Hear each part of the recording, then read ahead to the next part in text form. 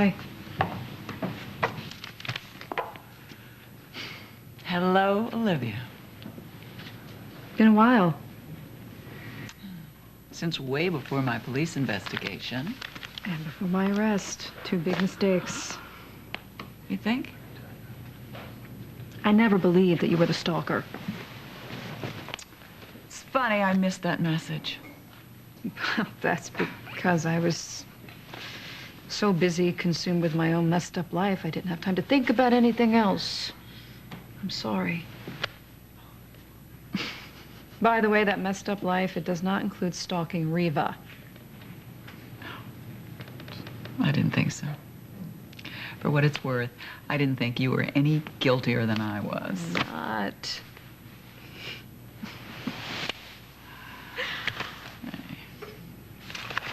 I gotta get going. I'm heading for Cedars to check up on the Coopers. I know, I heard about that. It's awful. Phillip is over there right now. Oh. Holly, wait before you go. Oh. Something else on your mind? Well, you know what your business reporter is up to, don't you? Yeah, well, I'm kind of a hands-on editor. You are. That story you're running about Alan, you have to kill it. Oh, please, don't run this. It'll just humiliate Alan for no good reason. Not to mention the damage to your stock options. It's nothing your readers would be interested in. It's tabloid fodder. What, are you insulting my paper now? No, I'm not doing that. I'm just saying that the legitimate concerns of the investors will be answered very soon, I promise. I promise. 24 hours. Sit on the story for a day, that's all I'm asking. 24 hours, and that's it. Fine, thank you.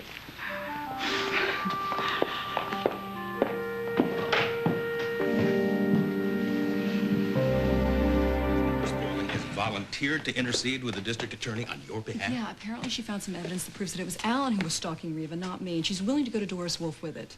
What evidence? She didn't say, but I believe her, Ross.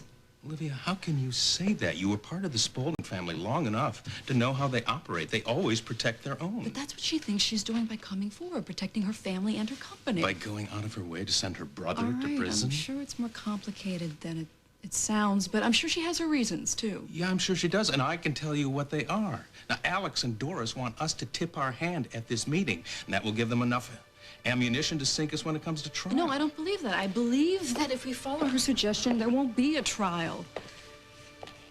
Well, then you must know something I don't.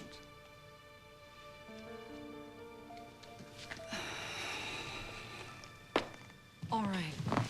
Yes, there is something that Alexandra wants very much, and she thinks that I'm the only person who can help her with it. And what is it? I can't say. But her going to the DA is conditional on me doing this thing for her.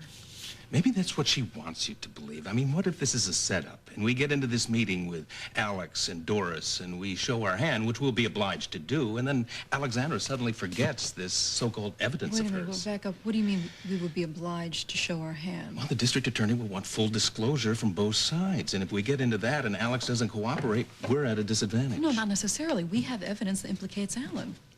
We do? Why don't you tell me what it is? The phony cell phone that Phillip and I found in his briefcase? Phillip, who has renounced his father and is now shacking up with you. I don't think that we want to go there. And how do you know that that cell phone actually belongs to Alan? I mean, do you have any proof? Do you have a receipt? A statement from a salesperson? No, but it was programmed exactly like my phone. Whoever received a call from that phone would think it was coming from me. And the auto dial was activated by Alan's voice, not mine. So he had to have been the one who programmed it. Prove it. I can't, but it's a logical assumption. Yeah, it is. I can give you another logical assumption, though. You bought that phone, and you had it programmed, and then you had it planted in Alan's briefcase to get yourself off the hook. You know what? That's absurd. It is no more absurd than what we will be claiming Alan did. Now, Olivia, I know you don't want to hear this, but if it goes to trial, you're going to hear it in court, and it's my job to prepare you. All right. What do you think we should do? I think that we should agree to have this meeting with the district attorney on one condition. Alex has to share this evidence with us prior to the meeting, and we have to have a way to verify. She can't do that. No dice. Well, all set for our little powwow with Doris. Is there something wrong?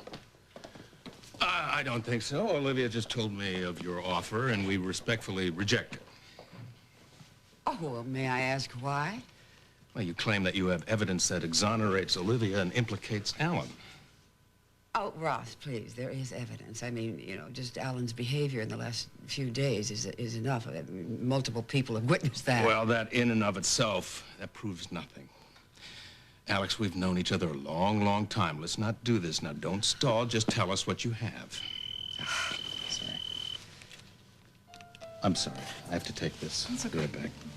Ross Marler. I thought we had a deal, Olivia. That I clear you and you convince Phillip to run Spaulding Enterprises. I want to honor that deal, Alexandra, but Ross is right. All I have is your word that you won't blindside me when we get into the DA's office, and that isn't good enough for me. Well, you know, I didn't really think it would be, which is exactly why I've invited someone else to join us. Leonard Whiting. Olivia, Ross. Young Mr. Whiting here has some very interesting stories to tell Doris, and don't you, dear? As you can see, that is not Olivia's phone. It is a copy. It is an electronic duplicate program so that whatever call comes from the phone can be traced right back to Olivia. Fascinating, but it still doesn't prove anything. Even if Alan Spaulding's voice is the only voice that can activate that phone? He had to speak into and program it himself. Well, not necessarily. Someone could have taped Alan's voice and then made a duplicate in order to frame him. Why are you party to this, Alexandra? Well, Doris, because I'm afraid what they're telling you might be true. That Alan did do these terrible things. But only because he's been under enormous pressure. Well, you think this is going to get him off the hook, and you're willing to help Olivia because she's pregnant with his child. Or some Spaulding child. It's a small town. Word gets around. Doris, come on. I'm sorry. I don't buy any of this. Well, in a moment, you'll have no choice.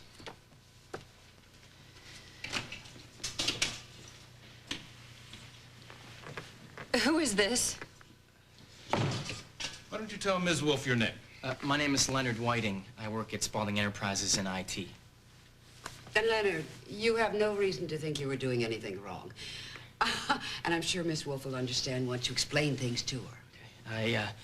Mr. Spaulding, Alan Spaulding, came to me one day after work and asked me to create a cell phone that was an exact electronic duplicate of his wife's cell phone.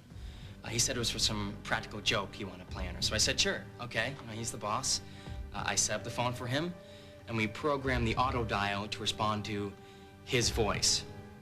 Go on, Mr. White. Okay. Then, once I'd done that, Mr. Spaulding said he had another job for me. He wants me to get him a device that will distort his voice when he talks, so no one will recognize it. We did a couple of trial runs with the gizmo and taped them to make sure it sounded okay. I have the tape with me. Very good. Why don't you play this tape for the district attorney?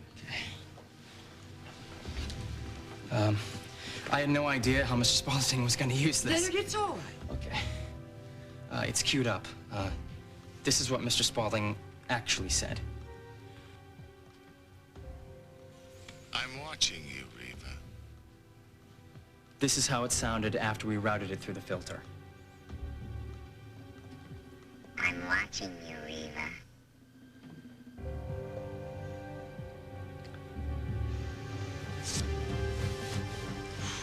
All right. Now I'm here. Where's Alan?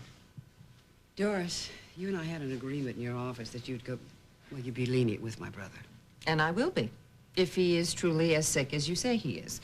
But we all know Alan Spaulding is notorious for his shenanigans. Faking mental illness is a classic way to beat a rap.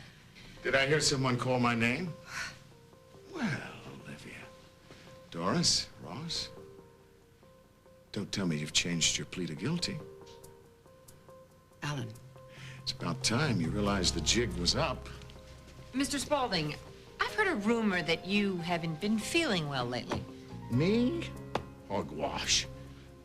I had a heart attack a few months ago, but I feel fit as a fiddle. So I see. Nice try, Alexandra. Look, I have a new Doris, trial no, to prepare for. Ross, your client's off the hook, and your brother needs a lawyer.